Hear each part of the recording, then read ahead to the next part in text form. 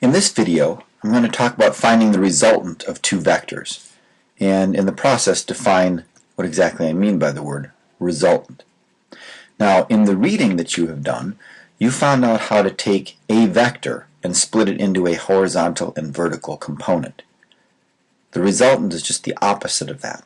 The resultant is, do you know the horizontal and vertical components? Okay, then what's the overall motion? Let's start with an example about displacement. So we're going to displace ourselves walking 10 meters north, and then we're going to do another displacement 7 meters walking east. Now, the combination of that leaves us with a displacement like that. Now, how much displacement do we have? We can use the Pythagorean theorem easily. A squared plus b squared equals c squared to find that this is 12.2 meters. So our displacement from where we started is 12.2 meters. That displacement vector is called the resultant. So if we know we're talking about displacement, we can call that the displacement. But we can also call it the resultant.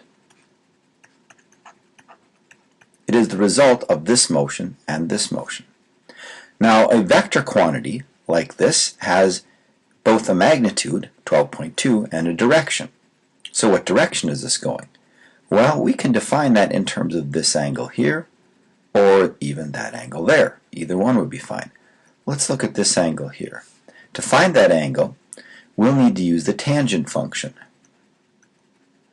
Okay, so the tangent of that angle will be equal to this side divided by that side.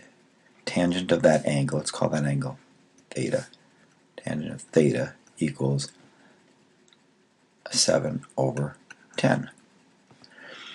Alright, so then to find what theta is, we just need to do the inverse tangent function on both sides, and we get about 35 degrees. So that angle in there is 35. That would make this angle in here about 55 degrees. Alright, now let's look at another example. This time let's look at an example to do with projectile motion or speed. Alright, so we throw a basketball like we saw in class, and it comes up like that, it goes down like that. And maybe we're interested right here in how fast it's going. Well, that how fast is a combination of at what rate is it falling and at what rate is it moving horizontally. Let's hone in on that diagram right there. Let's expand that out. At what rate it's falling and at what rate it's moving horizontally. The combination of those will give the speed. It has a certain rate that it's falling and a certain rate it's moving horizontally. Together, those give the speed of the basketball. And in fact, if we add a direction, then we get the velocity. Alright, so let's make up some numbers. Let's say this is 2 and this is 4, and these are meters per second. So now these vectors are representing a velocity, not a displacement like here, but a velocity.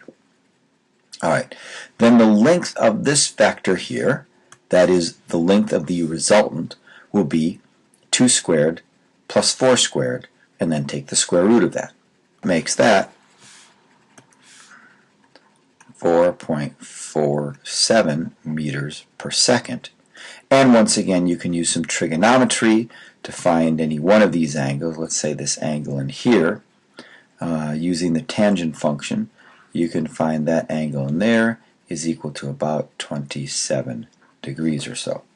So we can say that the basketball at that point had a speed of 4.47 meters per second and a velocity of 4.47 meters per second in a direction of 27 degrees up from the vertical. In this case, this vector is the speed. It's also referred to as the resultant of these two. So the resultant of 2 meters per second horizontal, 4 meters per second vertical is a vector 4.7